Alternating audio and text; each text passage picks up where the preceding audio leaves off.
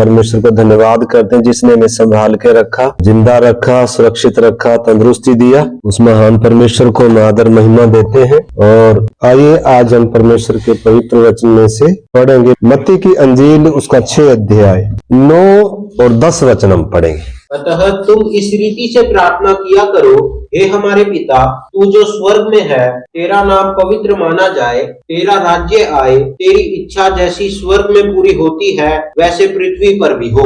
आमीन। प्रार्थना करते हैं। प्रभु इस पवित्र वचन के लिए आपको धन्यवाद कर। पवित्र आत्मा आप हमें खोल कर दे, वचन को सिखाए हमें और हर एक को समझने का मन दे। खुदा कृपा दे, हम सब पर आपकी दया हो। आपके हाथ में सौंपते हैं। प्रार्थना को यीशु मसीह के नाम से मांगते हैं, आमीन। इधर परमेश्वर के वचन में हमने पढ़ा, प्रभु यीशु मसीह चेलों को प्रार्थना जब सिखाया तो उसमें कह रहा है, अतः तुम इस रीति से प्रार्थना किया करो, हे हमारे पिता, तू जो स्वर्ग में है, तेरा नाम पवित्र माना जाए, तेरा राज्य आए, तेरी इच्छा जैसे स्वर्ग में पूरी होती है वैसे ही पृथ्वी पर भी हो। इसमें कई बातें हैं, एक बात को हम लेंगे, तेरा राज्य आए। प्रभु यीशु मसीह चेलों को जो प्रार्थना करने सिखा रहा, आपको मालूम है ये प्रार्थना आज भी बहुत सारा मसीह समाज क्या करता है, इस प्रार्थना को दोहराते हैं। मतलब मसीहत की ये प्रार्थना बहुत महत्वपूर्ण भी रही है जब से प्रभु यीशु ने ये प्रार्थना सिखाई। प्रभु यीशु मसीह चेलों को जो बता रहे हैं कि तेरा राज्य आए, तो कौन सा राज्य है, कैसा राज्य है? आपको मालूम है, देखो मत्ती की अंजील 25 अध्याय का 31 से पढ़ देखो। जब मनुष्य का पुत्र अपनी महिमा में आएगा और सब स्वर्गदूत उसके साथ आएंगे, तो वह अपनी महिमा के सिंहासन पर विराजमान होगा। एक राज्य तो अभी मतलब वो राज्य जो दृश्य रूप में राज्य आएगा, धार्मिकता का राज्य होगा, प्रकट रूप में राज्य होगा। प्रभु यीशु मसीह महिमा के सिंहासन पर बैठकर पूरी पृथ्वी पर क्या करेगा, राज्य करेगा। अभी उसकी बात नहीं है, आगे भी हम पढ़ सकते हैं, थोड़ा सा और पढ़िए उसको। और सब जातियां उसके सामने इकट्ठा की जाएंगी, उसके सामने इकट्ठी की जाएंगी। और जैसे चरवाहा भेड़ों को बकरियों से अलग कर देता है, वैसे ही वह उन्हें एक से अलग करेगा।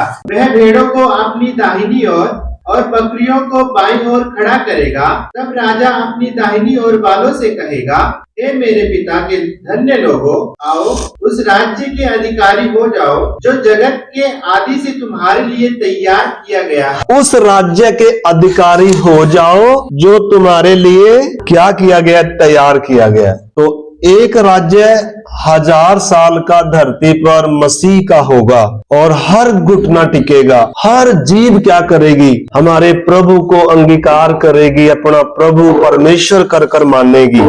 एक राज्य वो दृश्य रूप में होगा, परंतु प्रभु यीशु मसीह जिस राज्य की बात कर रहा था वो राज्य आत्मिक राज्य है। आपको मालूम है, जब हम परमेश्वर के पवित्र शास्त्र बाइबल से पढ़ते हैं, उत्पत्ति में परमेश्वर ने जब इंसान को बनाया, अपने स्वरूप में, अपनी समानता में बनाया और सब चीजों पर क्या दिया, अधिकार दिया। उस समय पाप का राज्य नहीं था, उस समय शैतान का राज्य नहीं था, उस समय मृत्यु का राज्य नहीं था। लेकिन हम देखते हैं इंसान के जीवन में और उस वाटिका में शैतान की एंट्री हुई। किसकी? शैतान इंसान के जीवन में कैसे धोखे के साथ आकर उसको भरमाने में क्या हो गया, कामयाब हो गया। पाप का राज्य आया, मृत्यु आई और शैतान अपने वश में कर लिया इंसान को। यानी कि इस समय वर्तमान समय में भी पूरी धरती पर किसका राज्य है? 2 प्रकार के राज्य हैं। जब अदेन की वाटिका में एक ही प्रकार का राज्य था, आदम को परमेश्वर ने सौंपा था, मौत नहीं थी, पाप नहीं था और शैतान का भी कोई क्या नहीं था, कोई अधिकार मनुष्य जाति के ऊपर नहीं था। लेकिन इंसान पापी हो गया, आत्मिक तौर पर मर गया। तब से मतलब ये 3 शत्रु पूरी मानव जाति के ऊपर क्या करते थे, आज भी कर रहे हैं, राज्य कर रहे हैं। इसलिए प्रभु यीशु की जो प्रार्थना है कि तेरा क्या आए, राज्य आए। जैसा अदेन की वाटिका में राज्य था, ऐसा ही राज्य आएगा एक दिन। मनुष्य की उम्र बढ़ेगी, जानवरों का स्वभाव बदलेगा, प्रकृति को भी परमेश्वर क्या करेगा, बदल देगा। बंजर जमीन उपजाऊ हो जाएगी, वातावरण चेंज हो जाएगा और प्रभु स्वयं शरीर में इस धरती पर 1000 साल के लिए राज्य स्थापित करेंगे, लेकिन उससे पहले परमेश्वर ने, प्रभु ने आत्मिक राज्य को लिया, या आत्मिक राज्य को क्या किया? स्थापित किया। मृत्यु को हराकर, शैतान के सिर को कुचलकर और पाप को क्रूस के ऊपर जड़कर सामने से क्या कर दिया? हटा दिया। मतलब जो 3 ताकतें पूरी मानव जाति के ऊपर क्या करती हैं? आज भी शासन करती हैं। चाहे बड़े से बड़ा राजा हो, उसके ऊपर मृत्यु क्या करती है? राज्य करती है। आत्मिक तौर पर मरा हुआ है, शरीर की मृत्यु मरेगा, और उसके बाद एक अनंत काल की मृत्यु इंसान का क्या कर रही है? आपने समझना, इस बात की गंभीरता को समझना। ये दुख की बात है कि आज भी ज्यादातर मतलब यीशु पर विश्वास करने वाले इस बात को क्या नहीं करते? पहचानते नहीं है कि प्रभु यीशु मसीह किस लिए आया। तो जब प्रभु यीशु ने अपने संदेश देना आरंभ किया तो क्या कहा? देखो उसको, मत्ती की अंजील 4 अध्याय 16-17 वचन हम पढ़ें। जो लोग अंधकार में बैठे थे उन्होंने बड़ी ज्योति देखी, और जो मृत्यु के देश और छाया में बैठे थे उन पर ज्योति चमकी। उस समय से यीशु ने प्रचार कर और ये कहना आरंभ किया, मन फिराओ क्योंकि स्वर्ग का राज्य निकट आया है। मन फिराओ, स्वर्ग का राज्य निकट आया है। तो जब तक प्रभु यीशु मसीह जिंदा थे, क्रूस से पहले प्रभु यीशु मसीह पूरी अपनी सेवकाई में उसने यही संदेश दिया, स्वर्ग का राज्य निकट आया है, परमेश्वर का राज्य निकट आया है। इंसान किसके राज्य में था? पाप के राज्य में था। आज भी जो यीशु मसीह को जिन्होंने अपना प्रभु और अपना उद्धारकर्ता स्वीकार नहीं किया, आज भी उनके अंदर पाप का राज्य है और शैतान के वश में है। मृत्यु उनके ऊपर क्या करती है? राज्य करती है। आपने, हम सब ने समझना है। और इंसान बेबस है, उसकी आंखें बंद है, उसकी बुद्धि भी क्या है? उसको धन दौलत की बात करेंगे तो उसको समझ में आता है, उसको शरीर की दुनियावी कोई बातें करेंगे तो उसको समझ में आता है, लेकिन जब आत्मिक चीजों की बात करते हैं तो उसको क्या नहीं आती?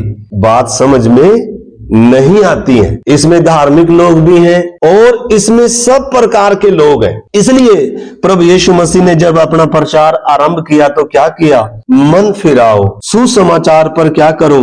विश्वास करो और परमेश्वर का राज्य तुम्हारे निकट है। तो प्रभु यीशु मसीह इस धरती पर कहीं अपना राज्य स्थापित नहीं किया, बल्कि इंसान के अंदर पाप का राज्य था, इंसान के अंदर शैतान का अधिकार था और इंसान के अंदर ही क्या था? मौत के भय में जी रहा था। लेकिन जब प्रभु यीशु मसीह ने क्रूस पर सारी कीमत अदा कर दी, हम उधर देख सकते हैं क्रूस के ऊपर जो घटनाएं घटी, कैसे कब्रें खुल गई, कैसे बीच का पर्दा फट गया और कैसे बड़ी जय जयकार की क्या सुनाई गई?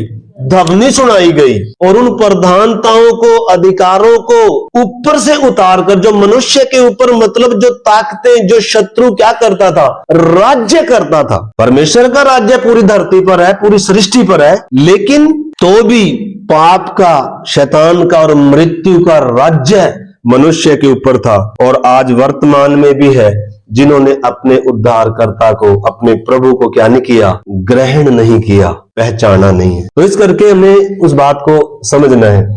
अब मेरे साथ निकालें यूहन्ना की अंजील, उसका 3 अध्याय और उसका हम पढ़ेंगे 3 वचन से। यीशु ने उसको उत्तर दिया, मैं तुझसे सच सच कहता हूँ, यदि कोई नए सिरे से ना जन्मे तो परमेश्वर का राज्य देख नहीं सकता। हाँ, ये राज्य आत्मिक राज्य है। मतलब एक राज्य प्रभु स्थापित करेगा, वो प्रगट में करेगा। पूरी दुनिया किसको देखेगी? यीशु को देखेगी और उस प्रगट राज्य में प्रवेश करेंगे। मतलब लोग उसको अनुभव करेंगे। हर घुटना टिकेगा, किसी का कोई अधिकार नहीं होगा। लेकिन अभी प्रभु यीशु मसीह ने वास्तव में वो सारा राज्य नहीं लिया। क्रूस पर प्रभु यीशु मसीह ने आत्मिक राज्य को क्या किया? स्थापित किया, जीत लिया।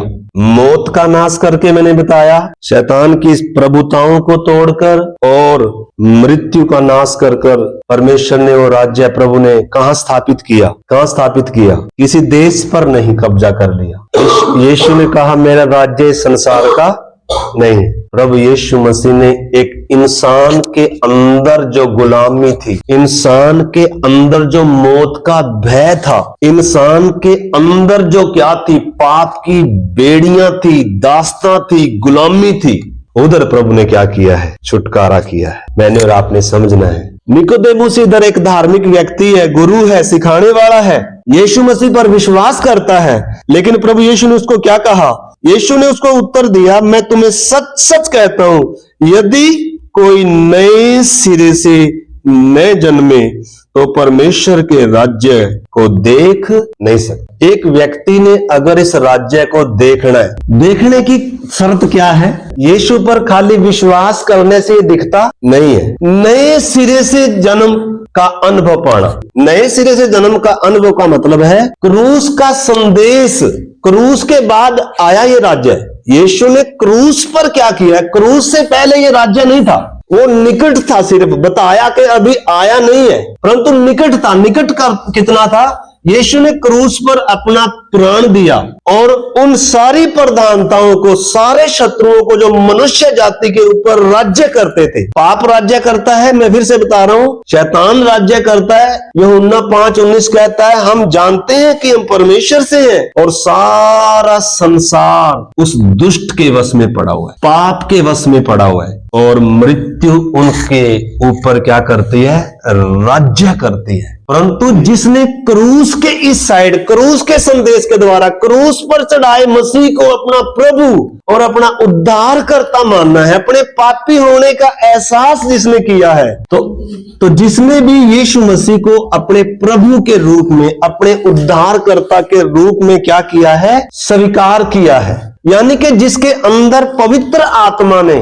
परमेश्वर के पवित्र वचन ने जिस व्यक्ति के जीवन में क्या किया, ये इस तरीके से है जैसे ये प्रार्थना भवन है, दूर से इसको देख लेना, जैसे दूर से हम कुछ चीज को देखते हैं, वो एक अनुभव है, मतलब तसल्ली होगी कि हाँ सचमुच में कुछ स्वर्ग का राज्य है, परमेश्वर का राज्य है, आत्मिक राज्य को देखना, तो देखने का एक अनुभव होता है। अगर कुछ दिखा नहीं है तो फिर तो क्या है? आप समझ लीजिए, देखना पहला क्या है? देखना। तो देखना कैसे होता है, कैसे दिखता है ये? मतलब जब तक देखो कोई चीज दिखती नहीं है तब तक तो क्या है? अंधों की तरह क्या कर रहे हैं? अंधों की तरह टटोल रहे हैं। परंतु अगर कुछ चीज दिख गई, आंखें खुल गई, तो कितनी तसल्ली आती है अंदर? आती है कि नहीं आती है? मतलब आत्मिक क्षेत्र में काम है ये आत्मिक राज्य है, ये परमेश्वर का राज्य है, आत्मिक दुनिया में, आत्मिक तौर पर है ये। तो जब एक सचमुच में एक व्यक्ति इसने यीशु मसीह के ऊपर विश्वास कर कोई चंगाई आशीष पाया, तब नहीं दिखाइए, बल्कि जब एक व्यक्ति को उस सुसमाचार के द्वारा जब उसकी आंख खुलती है, जब उसकी बुद्धि खुलती है और उसको मालूम होता है, पवित्र आत्मा उसे कायल करता है, उसके विवेक में जब ये बात लगती है कि मैं एक पाप में जन्मा एक पापी व्यक्ति हूं और यीशु मेरा उद्धार करता है, और जब यीशु को अपना प्रभु मानता है, तो उसको क्या दिखता है?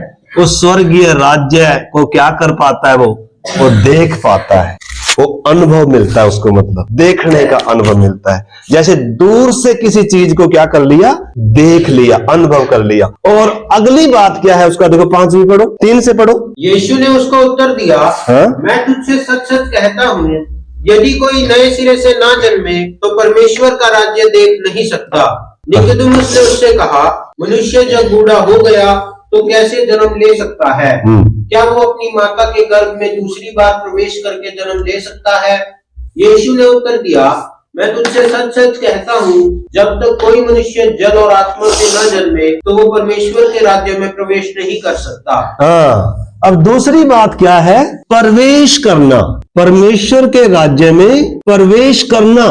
जैसे दूर से हमने इस बिल्डिंग को देख लिया और देखकर थोड़ा तसल्ली पा ली, अच्छा ये है, और अगला अनुभव क्या है? जैसे हम इसके अंदर आकर अंदर की हालात को भी हमने क्या कर लिया, सबको देख लिया, अच्छा ये मतलब एक अनुभव है ये देखने का। जैसे शारीरिक तौर पर एक दिन राज्य आएगा, पूरी दुनिया देखेगी, उसका आनंद लेगी, उसमें प्रवेश करेगी, उसके अधिकारी भी होंगे, वो दृश्य रूप में होगा, वो प्रकट रूप में होगा। उस समय किसी की सरकार नहीं होगी। किसकी सरकार होगी? सिर्फ राजाओं के राजा की, प्रभु के प्रभु की, राज्य की सरकार होगी, धार्मिकता का राज्य होगा। शैतान को 1000 साल के लिए बांध कर किधर डाल दिया जाएगा? अथाह गड्ढे में डाल दिया जाएगा। सबके ऊपर प्रभुओं का प्रभु क्या करेगा? राज्य करेगा। लेकिन वो प्रकट नहीं होगा, उससे पहले परमेश्वर ने जो काम किया, उससे पहले हमने समझना है। उससे पहले शत्रु पाप था, मैंने पहले बताया, पाप था, शैतान था और मौत। ये 3 शत्रु पूरी मानव जाति के ऊपर जब राज्य कर रहे, आज भी राज्य कर रहे हैं। आप आपने समझना है उद्धार क्या है। तो जब एक व्यक्ति ने नए सिरे से जन्म पाया तो उसने स्वर्गीय राज्य को देखने का वो अनुभव पा रहा है। और जब उसने क्या किया, आगे बढ़कर जल और आत्मा से जन्मा, यानी कि जब उसने बपतिस्मा लेकर और पवित्र आत्मा पाकर, तो वो किधर आ गया? वो परमेश्वर के राज्य में उसने क्या कर लिया? प्रवेश कर लिया। कैसे कर लिया? 3 आयत में नए जन्म का अनुभव पाया, 5 आयत में बपतिस्मा और पवित्र आत्मा पाकर एक व्यक्ति किसमें प्रवेश कर लिया? परमेश्वर के राज्य में उसने क्या कर लिया? प्रवेश कर लिया। और तीसरी बात क्या आती है? परमेश्वर के राज्य का अधिकारी होना। तो परमेश्वर के राज्य हमने समझना, हम सब इधर जितने भी विश्वासी हम बैठे हैं, ऑनलाइन हो, तो आपने सुन, यीशु मसीह परमेश्वर का राज्य स्थापित करने के लिए आए। प्रकट रूप में वो 1000 साल का राज्य स्थापित करेंगे, सारी दुनिया उनके सामने झुकेगी। लेकिन अभी प्रभु यीशु मसीह आत्मिक तौर पर, आध्यात्मिक तौर पर अपना राज्य स्थापित करने के लिए आए। परंतु इस राज्य को देखना, प्रवेश करना, इसके अधिकारी होने की शर्त क्या है? निकोदेमुस को प्रभु ने कहा, विश्वास करने से बात नहीं बनेगी, बल्कि नए सिरे से क्या करना पड़ेगा? जन्म लेना पड़ेगा। क्योंकि इंसान पाप में मरा हुआ है, इंसान गुलामी में है, गुलाम पड़ा हुआ है। परंतु जब क्रूस के द्वारा बहाया गया वो लहू और उस पवित्र बलिदान पर जब एक व्यक्ति विश्वास करता है, सचमुच में ये 3 जो प्रभुताएं करती है ताकतें पूरी दुनिया के ऊपर, पाप से एक व्यक्ति का छुटकारा होता है, शैतान से एक व्यक्ति का छुटकारा होता है, और मृत्यु से एक व्यक्ति का क्या होता है? छुटकारा होता है। ये चीज से, तीनों चीजों से प्रभु छुटकारा करके और एक व्यक्ति के अंदर क्या करता है? परमेश्वर का राज्य स्थापित करता है। तो 3 अध्याय का 3 से लेकर 5 तक में मन फिराकर उद्धार पा, जब बपतिस्मा ले लिया तो हमने ये 2 हमारे पूरे हो गए। लेकिन तीसरे में परमेश्वर के राज्य का क्या बनना? वारिस बनना। आपको मालूम है, देखो रोमियो की पत्री और 14 का 17 वचन हम पढ़ेंगे। रोमियो 14:17 परमेश्वर का राज्य है। क्योंकि परमेश्वर का राज्य खाना पीना नहीं, परंतु धर्म और मेल मिलाप और वो आनंद है जो पवित्र आत्मा से होता है। देखो परमेश्वर का राज्य क्या है? चंगाई मिल जाना नहीं है परमेश्वर का राज्य। कोई दुनियावी बरकत मिल जाना नहीं है परमेश्वर का राज्य। हाँ, वो एक खुशी है शरीर की, शायद यीशु के पास आकर शरीर की चंगाई मिले, आशीष मिले, दुनियावी चीजें मिले, वो परमेश्वर का राज्य नहीं है। परंतु परमेश्वर का राज्य क्या है? लिखा है परमेश्वर का राज्य खाना पीना नहीं है, धार्मिकता, मेल मिलाप और वो आनंद है जो पवित्र आत्मा से होता है। तो हर एक विश्वासी को परमेश्वर ने, प्रभु ने स्वर्गीय राज्य में प्रवेश कराया है। कहाँ प्रवेश कराया है? हर एक जिसने नए सिरे से जन्म पाकर बपतिस्मा लिया है, उद्धार पाया है, हर कोई किसमें प्रवेश किया है? परमेश्वर के राज्य में उसने क्या किया है? प्रवेश किया है। परंतु अधिकारी चाहता है परमेश्वर के हम सब उसके क्या हो जाएं?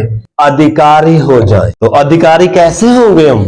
गलातियों की पत्री 5 अध्याय 16 से। पर मैं कहता हूँ, आत्मा के अनुसार चलो तो तुम शरीर की लालसा किसी रीति से पूरी ना करोगे, क्योंकि शरीर आत्मा के विरोध में और आत्मा शरीर के विरोध में लालसा करता है, और ये एक दूसरे के विरोधी है, इसलिए कि जो तुम करना चाहते हो वह न कर पाओ। और यदि तुम आत्मा की चलाए चलते हो तो व्यवस्था के अधीन न रहे। इधर आपने समझना, अब इधर क्या भी है, देखो प्रवेश तो करा दिया, मैं केवल दिखाया बल्कि उसमें हमें प्रवेश कराया, दूध और मधु का क्या खिलाया?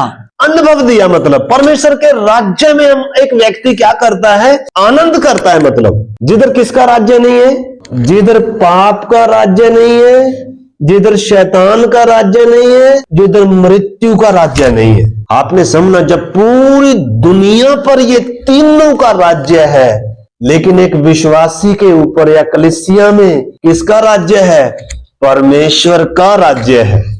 उधर का राजा कौन है, यीशु मसीह है। उधर किसकी प्रभुता है, यीशु मसीह की प्रभुता है।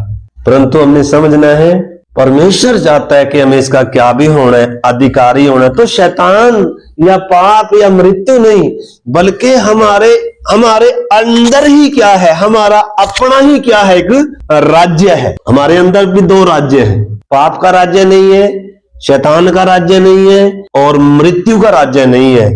वो भय पूरा प्रभु ने क्या कर दिया, अलग कर दिया। अगर अभी भी किसी के अंदर मौत का भय है, शैतान का भय है, या पाप की गुलामी है, तो अभी फिर क्या नहीं पाया, छुटकारा नहीं पाया।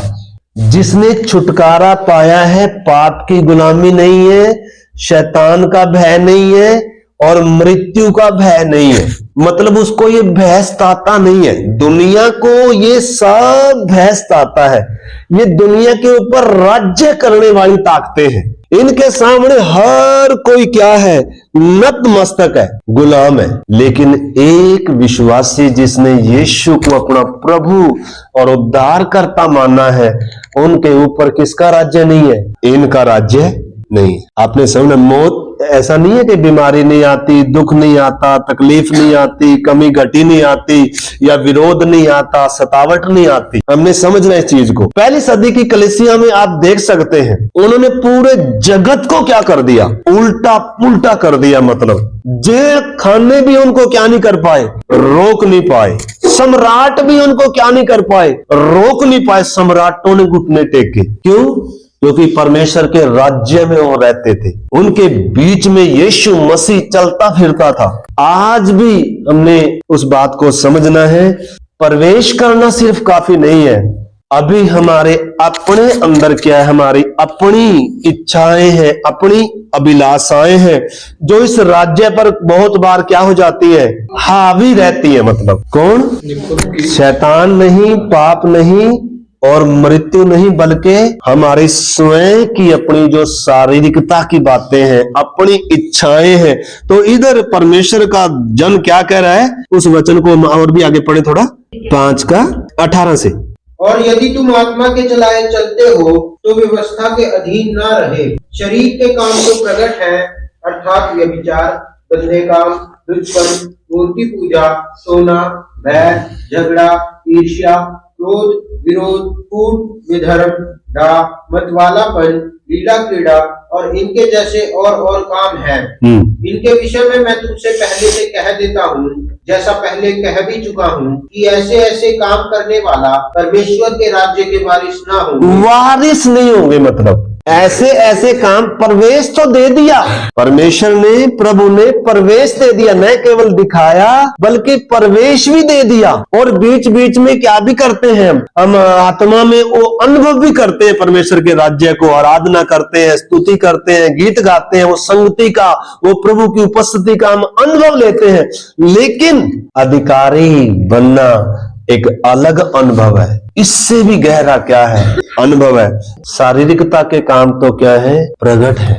और कोई भी ऐसे ऐसे काम करने वाला इस राज्य का क्या नहीं हो सकता, अधिकारी नहीं हो सकता। मतलब आपको मालूम है, जितना हम इस समय अपने अंदर अधिकारी बनेंगे, उतना ही हम भविष्य में जब प्रगट में होगा, या एक अनंत काल का राज्य स्थापित होगा, उसमें उतना ही हम क्या कर पाएंगे, जितना इस समय हम अनुभव करते हैं, उस समय भी हम उतना ही अनुभव कर पाएंगे। अगर इस समय हमारे अंदर मौत का भय राज्य करता है, पाप का राज्य है, या शैतान से हम डर रहे हैं, या दुनिया के किसी उससे डर रहे हैं, तो फिर हम मतलब परमेश्वर के राज्य को क्या नहीं कर रहे, मतलब हम अनुभव नहीं कर रहे। यीशु ने कोई धर्म नहीं चलाया, यीशु राज्य स्थापित करने के लिए आया, और वो राज्य इंसान के अंदर यीशु ने स्थापित किया। आपको मालूम मालूम है, जब पिंतेकुस्त का दिन आया तो वो राज्य किधर उतरा? वो लोगों के मनों में उतरा। जो डरे बैठे थे, मौत का भय जकड़े हुए था, उनको कंपी लगी हुई थी। इवन जब यीशु मसीह सलीब पर अपना प्राण दे रहा था, अकेला जब शत्रु से लड़ रहा था, तो उस समय सारे चेले दावा करने वाले क्या हो गए? छोड़कर चले गए, भाग गए। लेकिन जब पेंतेकुस्त का दिन आया, वो ही कमजोर डरा हुआ पतरस अब क्या कर रहा है? शेर की तरह क्या कर रहा था? गरज रहा था, दहाड़ रहा था। क्यों? अंदर क्या आ गया? परमेश्वर का राज्य स्थापित हो गया और जगत को पूरे को बुनियाद से क्या कर दिया? हिलाकर रख दिया। उससे पहले चंगाई चंगुई के काम किए थे इन्होंने, लेकिन अब जब पतरस ने कहा, आपको मालूम है प्रभु ने क्या कहा था? देखो लूका 24 अध्याय हम पढ़ेंगे, 24 का 49। और देखो, जिसकी प्रतिज्ञा मेरे पिता ने की है, मैं उसको तुम पर उतारूंगा, और जब तक स्वर्ग से सामर्थ न पाओ, तब तक तुम इसी नगर में ठहरे रहो। हाँ, तो मतलब प्रभु यीशु ने क्या कहा था? क्रूस पर जान देने के बाद, जी उठने के बाद चेलों को दिखाई दिया और आदेश देकर गया कि अभी किधर नहीं जाना? बाहर नहीं जाना, बल्कि स्वर्ग से उस पवित्र आत्मा की सामर्थ की क्या करना? इंतजार। पिंतेकुस्त के दिन हुआ। प्रेरितों के काम 2 अध्याय में आप देख सकते हैं कैसे परमेश्वर का राज्य उन लोगों 120 लोगों के अंदर आया, और वो राज्य क्या होता गया? उस दिन से क्या होता जा रहा है? बढ़ता जा रहा है, फैलता जा रहा है। यशायाह ने पहले कहा था, हमें पुत्र दिया गया है, प्रभुता उसके कंधे पर होगी, उसका नाम अद्भुत युक्ति करने वाला, पराक्रमी परमेश्वर और अनंत काल का पिता रखा जाएगा, और उसके राज्य का कभी अंत न होगा। आ रहा है धरती पर, पूरी धरती पर एक दिन उसका राज्य स्थापित होने जा रहा है। परंतु इस समय प्रभु ने आत्मिक राज्य स्थापित किया है। आत्मिक जगह जगह पर शैतान अपने गढ़ बनाकर बैठा हुआ है, लोगों को अपने कैद में इकट्ठा करके और उनकी आंखों को, बुद्धियों को अंधा करके रखा हुआ है। और प्रभु यीशु ने हमें अधिकार दिया है कि तुम जाओ, सब जातियों के लोगों को क्या करो? चेला बनाओ। जो डरे हुए कमरे में बैठे हुए थे, जब सचमुच में पवित्र आत्मा का वो सामर्थ पाया, वो राज्य जब उनके अंदर उतरा, तो फिर वो घर से बाहर निकले और कहां तक आए? पृथ्वी की छोर तक आए। हमारे हिंदुस्तान में थोमा आया। हमारी भी आंखें किसी ने बंद करके रखी हुई थी, बुद्धि बंद करके रखी हुई थी, बेड़ियां डाल कर रखी थी, पाप ने मार कर रखा था, शैतान ने अंधा कर रखा था, मृत्यु ने हमें, मतलब परमेश्वर उस दुनिया सब का ही हमें क्या नहीं था? परमेश्वर के राज्य के बारे में, परमेश्वर के जीवन के बारे में मतलब कुछ भी मालूम नहीं था। लेकिन हम धन्यवाद करते हैं क्रूस पर दी उस बड़ी कीमत के लिए, धन्यवाद करते हैं उस पिंतेकुस्त के दिन के लिए, जब परमेश्वर का राज्य मनुष्यों के अंदर उतरा, और वो राज्य क्या होता जा रहा है? फैलता जा रहा है। इस करके हमने भी समझ रहे मेरे प्यारे भाई बहनों, अभी जो हम गलातियों में पढ़ रहे थे, तो देखना सिर्फ काफी नहीं है। परमेश्वर के राज्य को कितने लोगों ने देखा है? इधर कोई है जिन्होंने नहीं देखा अभी तक? है? पाप का राज्य है, शैतान का राज्य है, मृत्यु का राज्य है। आपने समझना आप किसके अधीन है, आपके ऊपर ये राज्य करते हैं। अगर आपने अभी तक क्या नहीं किया है स्वर्ग के राज्य, आपने समझना है यीशु मसीह किस लिए आया। यीशु मसीह कोई धर्म स्थापित करने के लिए नहीं आया। यीशु मसीह कोई धर्म की स्थापना करने के लिए नहीं आया, बल्कि प्रभु यीशु मसीह जो मनुष्य शैतान के, पाप के और मृत्यु के वश में जकड़ा हुआ था, आंखें, बुद्धि सब बंद करके रखी थी, प्रभु यीशु मसीह ने इतनी बड़ी लड़ाई लड़ी, शैतान के सिर को कुचला, पाप को कलवरी उस पर किल्लों से जड़ दिया, और मृत्यु का क्या किया? नाश किया। और उसके बाद प्रभु ने उस राज्य को क्या किया? स्थापित किया। उस राज्य को कैसे देख सकते हैं? जब नए सिरे से एक पापी व्यक्ति क्या करता है? नए सिरे का अनुभव, नए जन्म का अनुभव पाता है। और प्रवेश कब करता है? जब एक व्यक्ति क्या करता है? पानी में डूबकर जब पिता, पुत्र, पवित्र आत्मा के नाम से बपतिस्मा लेता है और पवित्र आत्मा की भरपूरी पाता है, तो वो परमेश्वर के राज्य में प्रवेश करता है। लेकिन उतना ही काफी नहीं है परमेश्वर के राज्य का अधिकारी होना। प्रभु चाहता है कि क्या बनना है, अधिकारी बनना है। और उसमें हमने देखा, गलातियों की पत्री में हम देख रहे थे।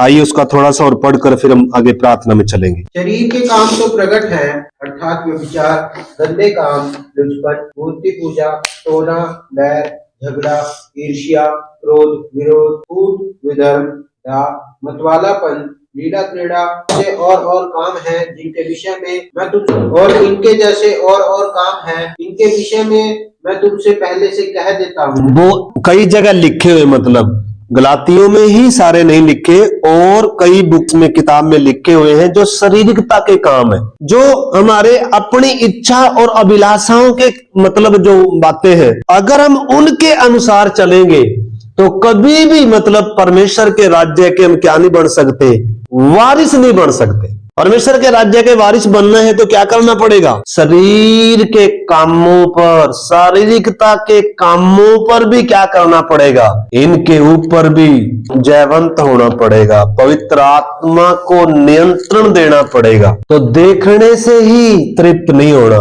या प्रवेश करने से ही तृप्त नहीं होना, बल्कि परमेश्वर के राज्य के क्या होना है? अधिकारी होना है। और वो अधिकारी, आगे देखो उसका अनुभव कैसा है अधिकारी जो उसके अधिकारी होंगे। पर आत्मा का फल प्रेम, आनंद, शांति, कृपा, भलाई, विश्वास, नम्रता और संयम है। ऐसे कामों के विरोध में कोई भी व्यवस्था नहीं। और जो मसीह यीशु के हैं, उन्होंने शरीर को उसकी लालसाओं और अभिलाषाओं समेत क्रूस पर चढ़ा दिया है। जो मसीह यीशु के हैं, तो मतलब इधर बताया गया कि स्वर्ग के राज्य के अधिकारी का जो अनुभव है वो कैसा है? जिन्होंने शरीर की बातों को, जो बीच में रुकावट है, जो बीच में बाधा है, बड़ी बाधा जो थी, उनको प्रभु ने क्रूस पर सामने से हटा दिया।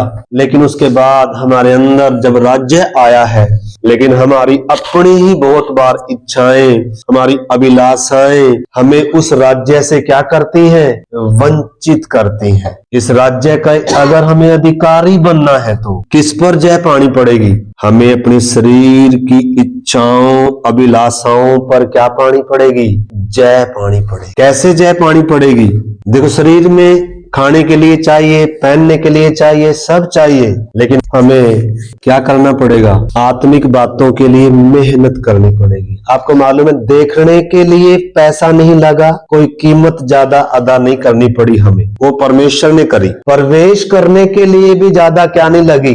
कीमत। लेकिन अभी अधिकारी होने के लिए क्या करनी पड़ेगी? कीमत। क्या कीमत देनी पड़ेगी? अगर स्वर्गीय राज्य को हमने अपने अंदर अनुभव करना है तो कैसे कर सकते हैं? रज कर, खा पी कर, आराम से सोकर इस राज्य के कभी भी क्या नहीं बन सकते? अधिकारी नहीं बन सकते। जैसे हम पहले खाते थे, पहले हम जैसे सोते थे, उतना ही कर कर हम कभी भी इस राज्य के क्या नहीं बन सकते? अधिकारी नहीं बन सकते। अपनी सुस्ती से हमें लड़ना होगा, अपनी उन इच्छाओं, इधर लिखे ना 24 वचन में, और जो मसीह यीशु के हैं, जो मसीह यीशु के हैं, उन्होंने शरीर को उसकी लालसाओं, शरीर को उसकी लालसाओं और अभिलाषाओं समेत क्रूस पर चढ़ा दिया। क्रूस पर चढ़ाने का मतलब है उसकी इच्छा, उसकी मर्जी नहीं, बल्कि किसकी मर्जी? प्रभु की मर्जी मेरे जीवन में पूरी। तो आइए हम इस वचन को आगे रखते हैं मेरे प्यारे भाई बहनों, आइए हम प्रार्थना करते, अपने जीवन को हम जांचें। प्रभु के लोगों के ऊपर मौत राज्य नहीं करती, मौत का भय राज्य नहीं करता, बल्कि अनंत जीवन राज्य करता है। पवित्र आत्मा का नियंत्रण आइए हमारे जीवनों में दे। आइए इन दिनों सचमुच में हम कीमत दें उस राज्य को पाने के लिए, उस राज्य के अधिकारी होने के लिए। अगर हमें पवित्र आत्मा की भरपूरी चाहिए, अगर हमें जयवंत जीवन चाहिए, आइए हम अपनी नींद से लड़े, आइए हम अपनी सुस्ती से लड़े, आइए हम अपनी इच्छा अभिलाषाओं से लड़े। आइए सचमुच में हम गिड़गिड़ाएं उसके सामने, पवित्र आत्मा नियंत्रण कर मेरे मन पर, मेरे अंगों पर, मेरे विचारों पर, मेरी सोचों पर नियंत्रण कर। आइए हम सचमुच में इन्हीं दिनों कीमत दें, ये सोने के दिन नहीं है, ये खाने पीने के दिन नहीं है। दुनिया के लिए ये सोने के दिन है, दुनिया के लिए खाने पीने के दिन है, लेकिन कलीसिया के लिए ये जागृत होने के दिन है। आइए मेरे प्यारे भाई बहनों, न केवल हम खुद इस राज्य के अधिकारी बनना है, बल्कि औरों को, बहुतों को इस राज्य में हमें लेकर आना है। अगर इस राज्य में औरों को लेकर आना है तो और किसी के वश में पड़े हुए, और तब तक हम उनको नहीं छुड़ा सकते जब तक बलवंत को हम बांध ना ले। आइए इन दिनों हम सामर्थ पाए, आइए हम इन दिनों अधिकार पाए, आइए उस राज्य के हम अपने वश में कर लें, आइए उस राज्य के अधिकारी हो जाएं। आइए एक संकल्प लें, प्रभु मैं खाने पीने के लिए पैदा नहीं हुआ, मैं नया जन्म पाया एक व्यक्ति हूँ। आइए हम सब एक संकल्प करें, मैं शरीर के अनुसार दिन नहीं काटूंगा। वचन कहता है अगर शरीर के अनुसार दिन काटोगे तो मरोगे, यदि आत्मा के अनुसार देह की क्रियाओं को मारोगे तो जीवित रहोगे। आइए हम पवित्र आत्मा की भरपूरी पाए इन दिनों, आइए हम आत्मा में चलने का अनुभव पाए इन दिनों, आइए हम जय के उत्सव में चलने का अनुभव पाए इन दिनों। प्रवेश करना काफी नहीं है, देखना काफी नहीं है, आइए उस राज्य को पाए, उसके अधिकारी बने। हालेलुया। आइए हम अपने आप से लड़े, आइए उन इच्छाओं को मारे जो उस राज्य के विरोध में है, जो आत्मा के विरोध में है। हालेलुया। जिन्होंने अभी तक सचमुच में नए सिरे से जन्म का अनुभव नहीं पाया, या अनुभव पाकर भी अभी तक भी जिन्होंने बपतिस्मा नहीं लिया, आइए मेरे प्यारे भाई बहनों, थोड़ा समय बाकी है, ज्यादा समय नहीं है। अनुग्रह का द्वार बंद होने से पहले आइए इस राज्य में न केवल प्रवेश करें, बल्कि इस राज्य के अधिकारी हो जाएं। आइए हम सब प्रार्थना करते हैं। हालेलुया। परमेश्वर का वचन जो हमने सुना, प्रभु यीशु मसीह प्रार्थना करना सिखा रहे हैं। तुम इस रीति से प्रार्थना किया करो, हे हमारे स्वर्गीय पिता, तो जो स्वर्ग में है, तेरा नाम पवित्र माना जाए, तेरा राज्य आए। परमेश्वर के राज्य को देखना, परमेश्वर के राज्य में प्रवेश करना, परमेश्वर के राज्य के वारिस होना, वो तीन बातें हमने देख। हम कौन से स्तर पर हैं? क्या हमने परमेश्वर का राज्य देख लिया? देखने से बात नहीं बनेगी, प्रवेश करना पड़ेगा। क्या हमने प्रवेश कर लिया? प्रवेश करने से भी पूरा काम नहीं होता। क्या हम उस राज्य के वारिस हो रहे हैं? आइए इन दिनों में हम वो समर्पण करें, हम परमेश्वर के राज्य के वारिस हो जाएं। अपनी नींद पर, अपनी जुबान पर, अपने व्यवहार पर, अपनी इच्छाओं पर, अपनी अभिलाषाओं पर हम जयवंत हो सके। कभी भी अपनी ताकत से नहीं कर, परमेश्वर का आत्मा उसके लिए हमारे अंदर आया है। आइए हम परमेश्वर के आत्मा से परिपूर्ण हो जाएं और स्वर्गीय राज्य के वारिस हो जाएं। स्वर्गीय पिता, आपके वचनों के लिए धन्यवाद करते हैं। अपने दास के द्वारा प्रभु जो विषय आपने हमें समझाया, एक एक के हृदय में प्रभु ये बात गहरे से बैठ जाए, और प्रभु हम एक एक का समर्पण इन दिनों में स्वर्गीय राज्य के वारिस होना हो जाए। प्रभु विनती करते हैं, ये वचन एक एक हृदय में गहराई से कार्य, आपका आत्मा प्रभु एक एक जीवन में कार्य करे। खुदावन, हम एक एक को इस वचन पर चलने वाले बनाएं, इस वचन के अनुसार प्रभु हमारे जीवनों में आप कार्य करें। प्रभु ये वचन प्रभु हम सबों के लिए आशीष का कारण बने। प्रभु किसी के लिए भी न्याय का कारण न बने। आप ऐसी कृपा बख्शें। आपके हाथ में सौंपते हैं प्रभु जी, विनती को मांगते हैं हमारे उद्धारकर्ता और प्रभु यीशु मसीह के मीठे नाम में मांगते हैं, आमीन। अब हमारे खुदावन प्रभु यीशु मसीह का अनुग्रह, पिता परमेश्वर का प्रेम, पवित्र आत्मा की सहभागिता इस छोटे झुंड के साथ, पृथ्वी भर की तमाम कलीसिया के साथ अब से लेकर हमारे प्रभु यीशु मसीह के आने तक होती रहे। आमीन।